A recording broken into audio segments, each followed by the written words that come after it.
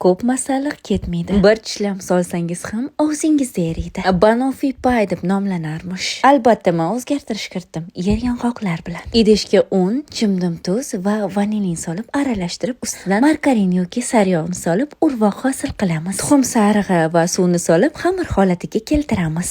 Pishiriq qog'ozga qo'yib, yaxshilab jova yordamida yoyib olamiz va qolipga joylashtiramiz. Vilkani nomiga tekkizib chiqamiz hamda duxovkaga 25-30 daqiqaga jo'natamiz. Pishib sovigunga qadar krem tayyorlaymiz. Pir-milkidan 35% slivka hamda molokoni qo'shib yaxshilab mikserlab olamiz. Ikkala mahsulotni ham muzli holatda ishlatsangiz, albatta zo'r qot beradi. Pishib sovigan tartga yo karamel yoki bo'lmasa varyoniy moloko ishlatasiz. Bananlarni terib olasiz. Men qo'shimcha sifatida yer yong'oq qo'shdim. Ustidan kremni solib, xuddi shunday shakl beramiz. Ustiga esa albatta maydalangan shokoladni unutmang. Yer yong'oq bilan esa ta'mi yanada boyitildi. Muzlatgichda 2-3 soat qoldiring. Diyoram Cooking sizni pazandaga aylantiradi.